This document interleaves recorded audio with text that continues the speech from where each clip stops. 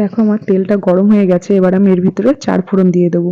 তো 4 ফোড়নটা হয়ে গেলে আমি এতে দিয়ে দেবো চিংড়ি মাছ। তো চিংড়ি মাছের মধ্যে আমি একটু লবণ হলুদও দিয়ে নিলাম। দেখো চিংড়ি মাছটাকে এবার ভালো করে ভেজে নেব।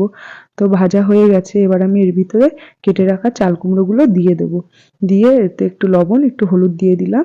দিয়ে এটাকে ভালো করে নাড়িয়ে চাড়িয়ে নেব, যাতে লবণ হলুদটা চাল কুমড়োর সাথে ভালো করে মিশে যায়।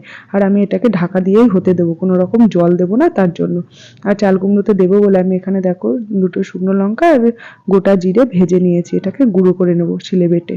তো তারপরে দেখো আমি চাল কুমড়োটা কিছুটা হয়ে গেলে আমি ঢাকাটা খুলে এবার এর ভিতরে দিয়ে দেবো একটু মিষ্টি। চাল কুমড়োতে একটু মিষ্টি বেশি হলে খেতে ভালোই লাগে। তো মিষ্টি দিয়ে দিলাম। আর যে ভেজে রাখা মশলাটা আমি করে রেখেছিলাম, ওই যে শুকনো লঙ্কার গোটা জিরে, ওই গুঁড়োটাও আমি দিয়ে দেবো। তো দেখো মশলাটা দিয়ে আমি ভালো করে মিশিয়ে এবার নামিয়ে দেবো। তো দেখো কত সুন্দর হয়েছে চাল